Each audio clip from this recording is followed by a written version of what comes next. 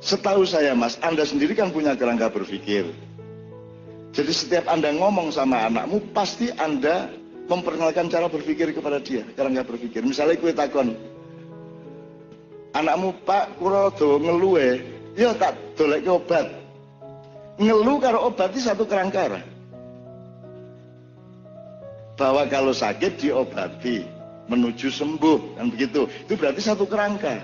Nah, setiap jawaban atau omongan orang tua kepada anak pasti membawa kerangka berpikir. Jadi anak terbiasa oleh kerangka berpikir, itu sudah pasti. Misalnya antara hak dan tanggung jawab, ya. Anda tidak, loh, kue kok ngutake ku naya dirsii. Golek lap. Itu kan membuat dia punya kerangka bahwa kalau orang melakukan sesuatu dia harus bertanggung jawab. Itu sebuah kerangka. Satu ya. Itu jadi ojo njur kowe ngandani anakmu secara kognitif. Nah, setiap orang tuh harus punya kerangka berpikir. Bingung deh. Tapi langsung praktek ya. Karena tidak mungkin kalimatmu tanpa kerangka berpikir. Semua ada sebab akibat. Hak dan tanggung jawab, dunia akhirat, semua itu kerangka berpikir gitu ya. Satu. Nomor dua, sebenarnya pendidikan di rumah itu tidak soal sekolah atau tidak sekolah. Meskipun saya menyekolahkan anak saya dan saya tidak mau tidak menyekolahkan anak saya. Saya menyekolahkan anak saya. Tetapi saya tidak berharap kepada sekolahannya untuk yang orang lain berharap. Saya nyekolahkan anak saya itu satu, supaya dia bersilaturahmi. Punya pengalaman silaturahmi, punya pengalaman tata krama, punya pengalaman sosialisasi, punya pengalaman tanggung jawab. Supaya dia mandiri, supaya dia menjadi dirinya sendiri di antara teman-temannya. Itu nomor satu. Soal pelajaran gampang. Soal juara olimpiade gampang, anak saya juga tidak berminat-minat amat. Si Rampak itu ditanya sama ibunya, kok kamu nggak ikut tim olimpiade? Dia bilang, oh enggak, saya milih bahasa Arab aja fokus. Karena bahasa Arab lebih jelas untuk masa depan saya daripada olimpiade. Itu pilihan anak saya kelas 1 SMP. Ya, padahal dia punya kans besar untuk masuk ke olimpiade matematika, tapi dia memilih, saya milih bahasa Arab. Karena dia punya cita-cita dan merasa punya tanggung jawab untuk jangan sampai terlepas dari gelombangnya bapaknya gitu. Dan itu eksplisit dia ngomong seperti itu, sehingga dia fokus dengan studi bahasa Arab sekarang. Dan logikanya tidak usah ikut olimpiade, dia logikanya sejak kecil sudah oke. Jadi kalau orang tidak pakai logika, itu yang seperti kerangka berpikir, salah satu asnya nek cara mobil ya, gardane itu ya logika. Itu. Kalau tidak pakai logika itu adalah tulang punggungnya akal. Saya kira misalnya gue ngene, bocah kayak rabi-rabi, gitu ya. Jebol sorene kayak ketemu dia karo bojone karo anaknya, kowe kaget ora? Awane kowe ngomong kayak ora rabi-rabi, sorene kowe ketemu bocah kuwi karo bojone karo anaknya, kowe kaget apa ora? Kaget. Saiki oke wong ora kaget. Mergo uteke bluluk ngono kuwi. Tidak punya dialektika. Pagi-pagi habis ma'iyahan saya sempatkan sarapan sama Mbak Via di warung, terus ada wartawan tanya, "Cak, anu ya, Kiai Kanjeng sudah tidak aktif lagi ya?" Saya sudah biasa diremehkan orang sehingga aku Kiai Kanjeng wis ora payu, wis ora payah kok kayak gitu, harus sebut elek-elek Kiai Kanjeng karo awakku dhewe. Tapi Mbak Via yang tidak tahan, iya Mas, sekarang itu paling sebulan tuh antara 15 sampai 20 kali pentas. Untuk sebuah kelompok musik, sebulan bisa sampai 15 kali, itu top luar biasa. Betul enggak Mas? Neng bocah kuwi, wartawan ki ora kaget loh, bar ngarani ora aktif, bar kuwi dikandani ping 15 ping 20 ora kaget. Piye kuwi? Dadi sok-sok dhek mlebu swarga ora kaget, mlebu neraka ora kaget. Mergo kene padha wae swarga dan neraka. Kalau saya loncat kepada pertanyaanmu mengenai surga, surga itu 70% itu mengenai softwaremu, tidak mengenai barangnya swarga kuwi. Jadi kamu jangan berpikir terlalu material. Karena kamu besok bisa melihat sesuatu yang sekarang kamu tidak bisa melihat. Besok kamu bisa mengolah sesuatu yang sekarang kamu tidak bisa mengolah. Sekarang kamu berpikir bahwa kerikil itu yang kerikil. Besok-besok kamu tahu bahwa kerikil itu sebenarnya memiliki fungsi yang luar biasa. Anda tahu kan perkembangan ilmu pengetahuan itu kan sebenarnya berkembang bukan ilmu pengetahuan, yang berkembang bukan bendanya, tapi pengetahuan manusianya, makrifatnya yang berkembang. Nah, sebenarnya surga adalah puncak makrifat dari softwarenya manusia. Dan itu tidak bisa dialami oleh orang yang tidak berkembang softwarenya. Wis saiki kowe nang Mesir nggawa cengkeh. Ya ora tersentuh to. Ora tersentuh to. Kowe nggawa emas setengah kilo nang kandang wedhus. Wedhuse noleh ora? Nah saiki akeh ngono kuwi. Wedhus-wedhus ngono kuwi akeh banget. Tidak kagum kepada sesuatu yang dia seharusnya kagum. Maka tugas manusia dalam Islam menurut saya adalah meningkatkan rohaninya terus menerus. Rohani itu tidak hanya uluhiyahnya di dalam hati. Rohani itu adalah kejernihan berpikirnya, ketajaman otaknya, ketajaman hatinya.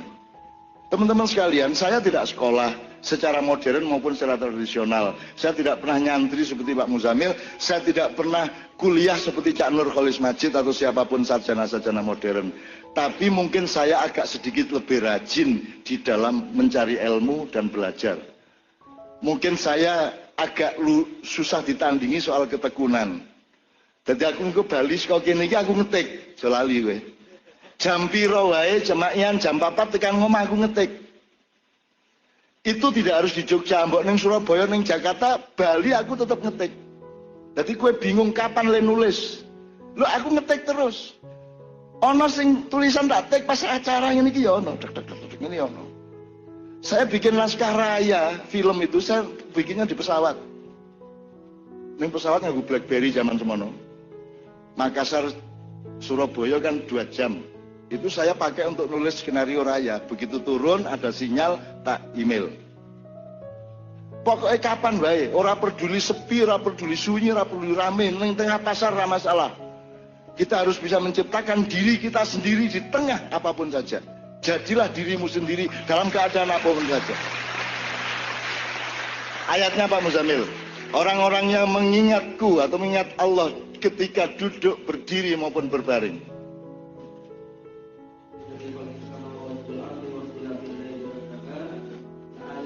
Ulil albab alladzina yadhkuruna Allaha qiyaman wa qu'udan wa 'ala junubihim wa yatafakkaruna fi khalqis samawati wal ardh rabbana ma khalaqta hadza batila. Alladzina yadhkuruna Allah itu apa maksudnya? Orang yang mengingat Tuhan. Lah nek eling kok ngopo?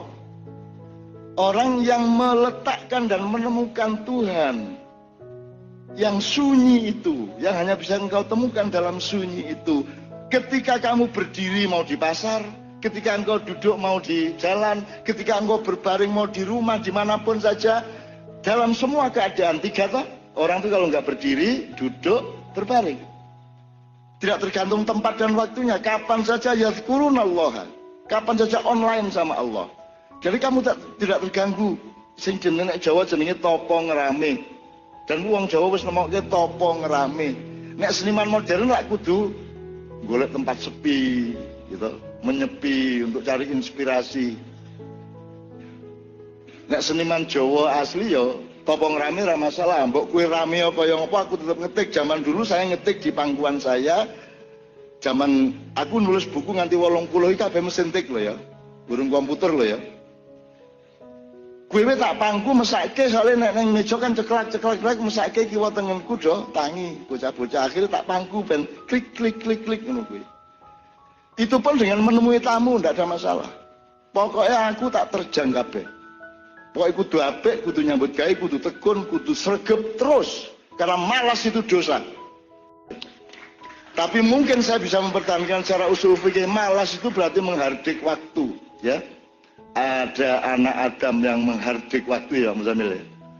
Menghardik waktu artinya kamu menyia-nyiakan waktu. Dan saya tidak pernah menyia-nyiakan waktu. Tanya sama Kiai Kanjeng sama progres. Pernahkah Kiai Kanjeng terlambat? Pernahkah saya terlambat?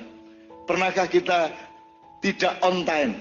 Di luar negeri dimanapun, di Mesir itu kita lebih on time dari panitia. Di mana-mana. Bukan soal hebat atau soal ria. Ini soal ngandani gue, tekun oleh gue. Tekun terus. Dan alhamdulillah Mas, kembali ke pendidikan. Anak saya tidak pernah saya suruh tekun, tidak pernah secara kognitif suruh tekun, tapi anakku tekun kabeh. Anak saya bisa kerja berjam-jam di kamarnya. Berjam-jam, ngerti-ngerti pinter bahasa Inggris, ngerti-ngerti pinter bahasa Korea, ngerti-ngerti saiki Jerman. Tekun, orang tak ajari dan nek diganggu nesu. Lagi ngapain kak? Udah dong, nggak usah ikut-ikut. Nah, udah gitu. Jadi nomor satu dalam pendidikan mas, nomor satu adalah hatimu bagaimana terhadap anakmu. Lekuen dia niat dia nang anakmu. Itu akan tercermin ke setiap perilakumu dan akan menjadi hawa, menjadi energi, menjadi gelombang yang mempengaruhi anakmu.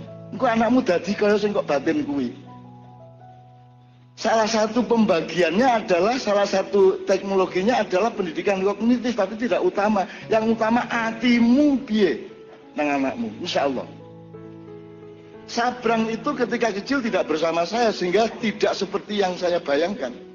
Karena selama dia SD, SMP dia tidak bersama saya, tapi anak-anak yang sekarang bersama saya di rumah. Sehingga hatiku bendino menyerbu dia. Irodah, yang nama amruhu idza arada syai'an, gitu ya, Mas ya. Insya Allah hatimu sing tenanan, nah anakmu ojo khawatir soal liyane. Wis tongko dadi kaya sing kok karepke insyaallah. Karena Allah yang mendidik, jangan khawatir. Allamal insana malam ya alam, jangan dipikir kita yang didik anak kita, Allah yang didik kita. Allah ngirim malaikat, Allah ngekai guru dewe. Jadi anakku aku bingung, iki sapa to gurune? Aku nek dinasehati anakku kaya nek aku kerengan karo ibune kan aku ditimbali karo anakku. Timbali, sini. Oh ya, Kak, mlebu. Gini loh. Ibu itu wanita. Wanita itu beda sama laki-laki. Ayah itu tidak salah tapi salah. Wah pokoknya dia nasihati aku kayak psikolog senior kayak. Tapi akhirnya aku ngalah sembarang wis tanggep ora ono wis. Semua masalah sanggap mergo aku seneng anakku wis dewasa kaya ngono kuwi mongko si SMP waktu kuwi. Wah cah SMP kok nyeramai aku kaya ngono kuwi. Itu semua bukan karena saya mendidik dia Mas. Jangan lupa Allah yang mendidik dia. Allah sendiri mengatakan allamal insana malam ya'lam. Ojo ora dipercaya. Saiki kowe nesu karo kancamu, sapa gurumu? Allah. Wah bagusi lho. Ya ora lho. Ya ora lho. Lah sing ngetokke kowe saka wetenge ibumu sapa? Apa ibumu sing ngongkon kowe metu? Apa kowe dhewe sing metu? Nek kowe dhewe sing metu, kowe duwe kesadaran untuk metu apa? Siapa yang mendorong anakmu? Ada inisiatornya, ada pemalekasannya, ada IO-nya, Dan IO-nya itu Allah dan para malaikatnya. Anda harus percaya itu. Wis to, uripmu Indonesia arep kaya ngopo wae anggar kowe urip bersama Allah dan malaikatnya dan Rasulullah, uripmu beres, terjang semuanya.